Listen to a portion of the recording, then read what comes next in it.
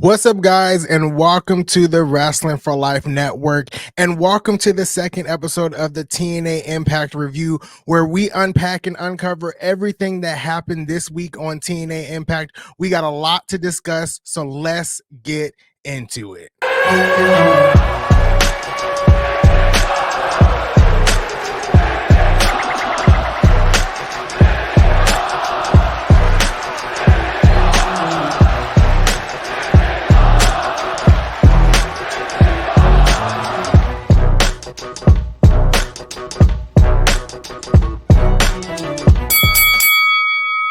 Again, guys, welcome to the Wrasslin for Life Network, and welcome to the second episode of the TNA Impact Review. Today, we will be going over the TNA Impact edition of May 9th, and we had a lot to go down. We had a championship celebration for the system. We had some tag team matches go down. We had Jonathan Gresham in action. A lot happened on this TNA Impact, and we are going to get right in. So this edition of TNA Impact kicked off with the system and the championship celebration. This is the fallout to Under Siege, and basically this championship celebration was surrounded around Alicia Edwards, because at Under Siege, she became Knockouts Tag Team Champions with Masha Slamovich, and this was a big celebration for the team. The system is very, very strong in TNA Impact, and I'm loving it right now.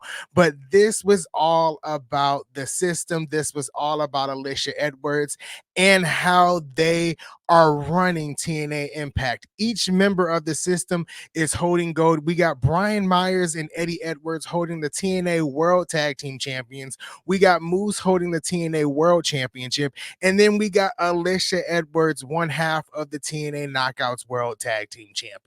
So this was a celebration for them, but that celebration was quickly interrupted by Matt Hardy. And Broken Matt Hardy basically said that this feud with him and the system is far from over. He is coming for Moose. He is coming for that TNA World Championship, and he wants to delete the system.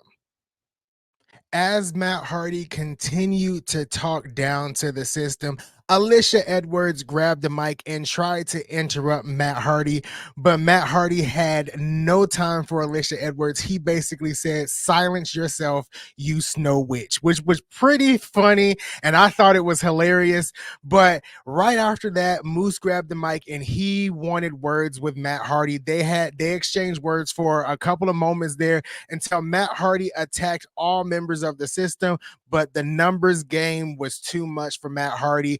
They overcame Matt Hardy and took him down, but he had someone come out to help him, and it wasn't Nick Nemeth.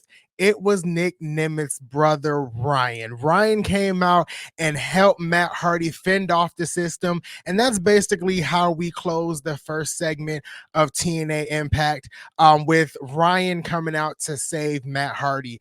Has Ryan signed with TNA?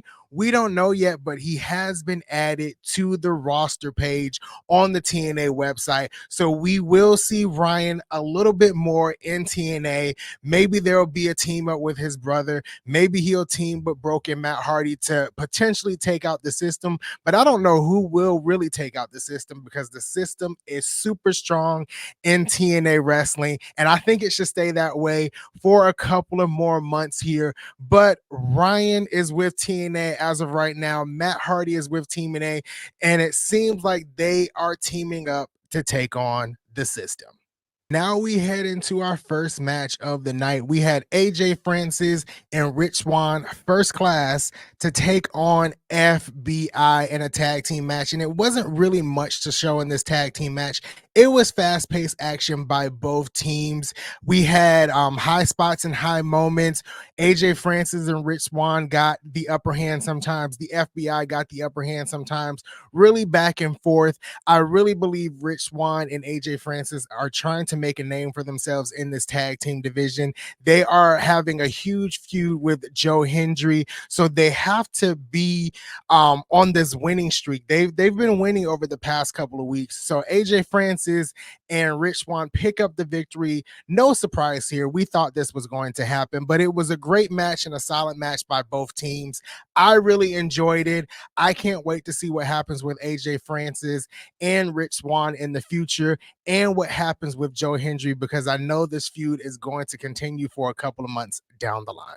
We head into a backstage segment with Santina Marella, the Rascals, and Jake Something. Trey Miguel was attacked before Under Siege went on air. He was looking for blood. He was out for blood. Jake Something was screwed by Rich Swann in his match at Under Siege. He cheated to win. So these two folks were ready to get out their aggression, and Santina Marella decided to have a tag team match. It was the Rascals versus Jake Something, and Jake Something can choose his partner. So he chose Cody Deaner. And before we kick off the second match of the night, Cody Deaner came out and said, do you guys want to see more than a regular tag team match? He wanted something special for tonight, and he asked the crowd, do you want to see something more than a tag team match? And the crowd said yes. So this became an Albany Tornado tag team match. And y'all, this match was fantastic. Jake Something showing his strength throughout the match. Cody Deaner showing up and showing out. The Rascals pulling in all the stops, doing everything they can to win this match. This was a fantastic match. We had TNA chants. We had this is awesome chants. At one point, I believe Jake Something threw one member of the Rascals into the other member of the Rascals. He was really showing out and showing his strength throughout this entirety of this match. This was probably match of the night for me, or second best match of the night. It was super, super good, highly entertaining, high spots, fast paced. It was extremely good, and I really wanted Jake Something and Cody Deaner to pick up the win, but it was Trey Miguel and Wentz of the Rascals. They picked up the victory. Great match all in all. I have to watch that match again because both teams delivered in that match. So during the celebration of this match, the Rascals were attacked by Steve Macklin, and Steve Macklin was upset with them because they left him high and dry the night Mike Santana debuted. They left him high and dry multiple times, and basically he had had enough. Steve Macklin had had enough, so he attacked both of them, and then immediately walked backstage and was in a backstage segment with one of the interviewers, and he basically said that he was the one to attack Trey Miguel. So Trey Miguel was attacked by Steve Macklin at Under Siege, and he was out for blood. Mike Santana is back with TNA Wrestling, and it seems like over the next couple of weeks, we will be getting a sit-down interview, parts of a sit-down interview he did with Tom Hannafin. So we had the first part this past week, and basically they rehashed his career with TNA. Mike Santana said he was happy to be back home with TNA Wrestling, and they went over his career with the legendary tag team LAX, being a four-time World Tag Team Champions in TNA.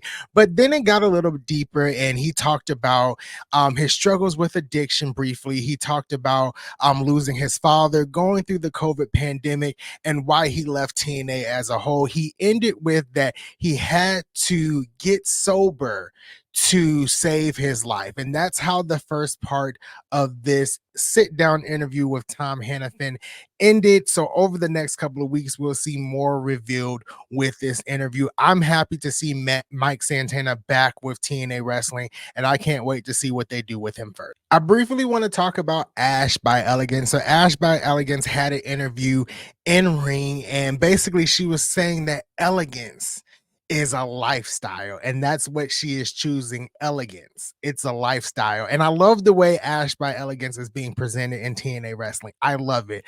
This is much better than what she had done in her entire career in WWE as Dana Brooke. Right now she is doing the best character work of her entire career, and I love that. But she had a sit down interview. She basically said she wants her jewelry back that was stolen by the referee in her last match with Xia Brookside, which Xia Brookside won. The only way she can get that jewelry back is next week she has to face Xia Brookside for a third time. They have traded victories. I believe Ash has won, Zaya Brookside has won. So this is the third match between the two. I think it's going to be great. But I just want to highlight that Ash by Elegance really is doing the best character work of her entire career.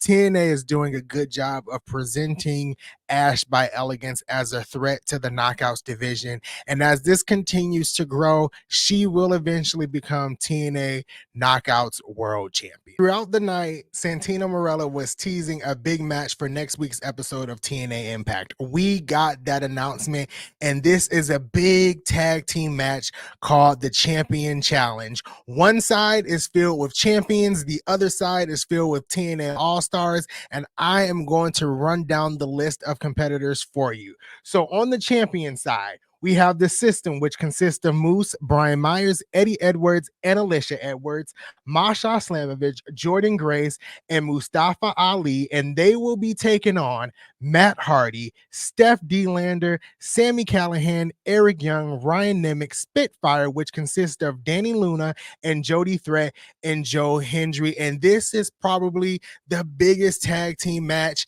in TNA history, the biggest tag team main event match in TNA history. I am super excited for this match next week. TNA always cooking. Speaking of cooking, TNA Wrasslin has been cooking with vignettes and video packages, especially with Jonathan Gresham. And now we have one for a potential returning Giselle Shaw. We saw a woman get in a car and drive to where it looks like somewhere out in the woods in a quiet meditation area. That woman was none other than Gail Kim. She got out of that vehicle. She walked in that house. She walked to the back side of that house and she stepped on the patio, and it was Giselle Shaw doing meditation.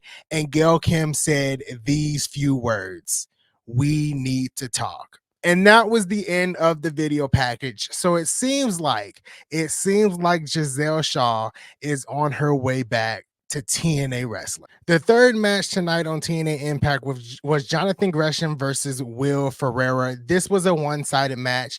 Jonathan Gresham picked up the victory, but this was more of the Dark Octopus character with Jonathan Gresham, and I can't wait to see it. But he still picked up the victory with that weird submission type move. He basically coughed up ink in his hand, stuffed it in Will Ferreira's mouth, and then boom, it was a 1-2-3. So it wasn't a submission, but it was a pin.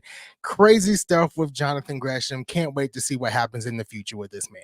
We have finally got to the main event of this week's episode of TNA Impact. We have ABC, Chris Bay, and Ace Austin versus Speedball Mountain, Mike Bailey, and Trent Seven in this unique tag team match. And this tag team match is unique because the winning team will compete in a future singles match to determine the number one contender to Mustafa Ali's X Division Championship. And this was a fast-paced match by both teams. And at this point, I had realized that the majority of the night was tag team matches. And that's what I like about TNA Wrestling. Some episodes are focused on tag teams. Some episodes are focused on the knockouts. Some episodes are focused on the main event scene. And I love that. They spread it all over in TNA Wrestling. And that's what I like. But back to the main event, very fast-paced. You already know that ABC is probably the best tag team in TNA right now, right behind Brian Myers and Eddie Edwards of the System, holding those TNA World Tag Team Championships.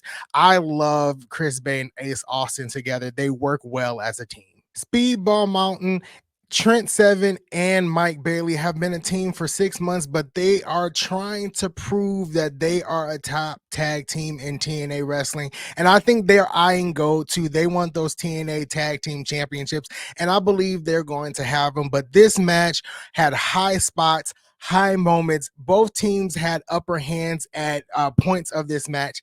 Excellent tag team match, and I believe this was the tag team match of the night, the match of the night. TNA Impact really cooked with this episode. So the winners of this match was Speedball Mountain, Trent Seven, and Mike Bailey, and they will compete in the coming weeks in a singles match, and the winner of that match will become the number one contender to Mustafa Ali's X Division Championship. So, all in all, a really solid episode of TNA Impact, focusing majorly on the tag team division. I think this was a great episode. My rating for this episode, I would give it a solid 8. They really delivered in this episode. And like I said, they were focusing on that tag team division. And I know the tag team division needs more teams. I also know the Knockouts tag team division needs more teams as well. And in general, need more knockouts in that division. And I believe they are working towards that and working towards getting more people, more wrestlers into TNA wrestling. And I just can't wait to see what happens in the coming months with this company, because they are trying to make TNA as big as it was once before. I think they're on the right trajectory. We are on the road to Against All Odds, and then next we have Slammiversary. So they have a lot to do in the next couple of months. But solid episode of TNA Impact this week. As always, if you watched TNA Impact, drop your thoughts, drop your comments down below. Give me your thoughts of what you think will happen over the next couple of weeks with the system, with Trent Seven and Mike Bailey, everything that's going down with, the Knockouts division, and this big champion challenge match next week on TNA Impact. I love to hear your thoughts and opinions, so drop those down in the comments. And again, thank you for watching the second episode of the TNA Impact review. I'm excited that I'm doing this, and keep tuning in each and every week for new episodes. I am going to leave you with this one thing today, and this is that one thing. I believe in Joe Hendry.